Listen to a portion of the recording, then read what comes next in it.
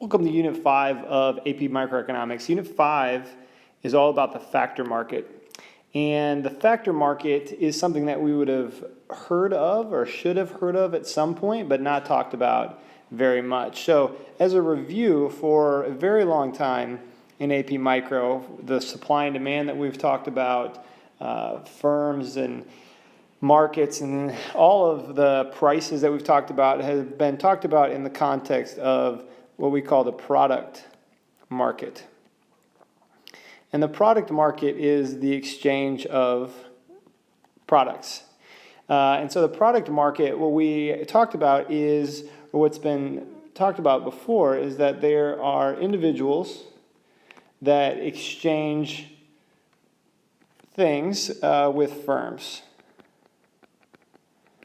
And so we set up this circular flow model in the past. So you've got firms on one side and you've got individuals on another side. In the product market, a market is where exchanges take place.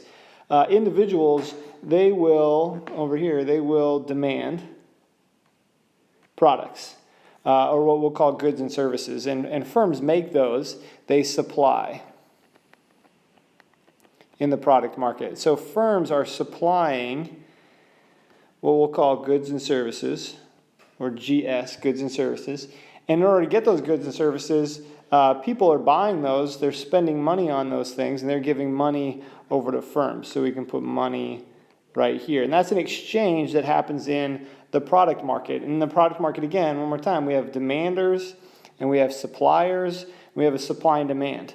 And so if we were to, what we did for a long time is we would graph those things, and they would look something like this. And we have a supply curve made up of firms, and we have a demand curve made up of individuals, and that determines the price of any one good. We have equilibrium price and equilibrium quantity.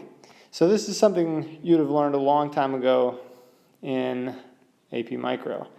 So what we're going to focus on for this next unit, if I can get that to turn, there we go. What you're going to focus on for this next unit is the bottom part of this circular flow model.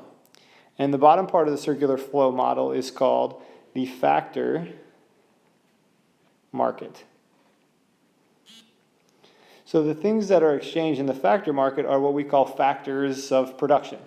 So one of the first terms you would have learned in economics are the factors of production. And there are three factors of production. Those are land, labor, and capital are the three factors of production. And those things are exchanged in the factor market. So we switch things around in the factor market. Now firms are doing the demanding. They demand. And people are doing the supplying. Okay, well, what do people supply? They supply the factors of production, land, labor, and capital. So they provide firms land, labor, and capital. And what do firms have to do in order to get land, labor, and capital? Well, they have to pay people in order to do that. So we can call that wages. Sometimes you can call that rent, different things like that. So they pay for land, labor, and capital. And what does the land, labor, and capital do? Well, that they produce stuff over here. And we've talked about marginal costs and average total cost and the cost of production and the production function. And they produce things.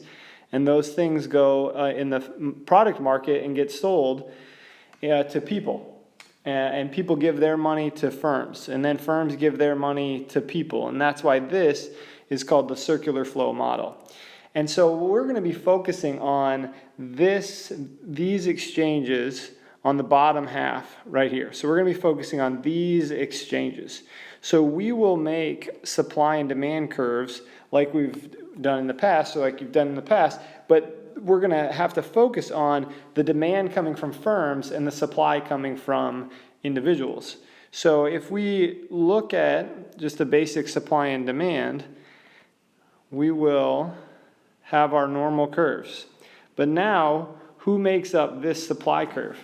Well, this would be made up of the individuals, of people. And what are they supplying? Land, labor, and capital.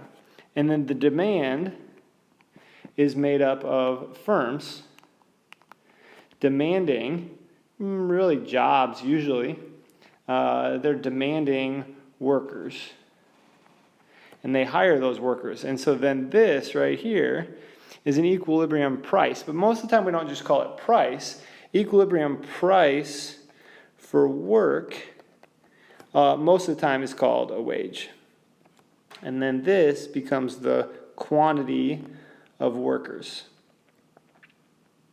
So that is a kind of a really simple, basic introduction of what we're going to be looking at in the factor market. Is we're going to be focusing on the bottom half of our circular flow, and we're going to be focusing on the exchange of wages and rent for things like land, labor, and capital.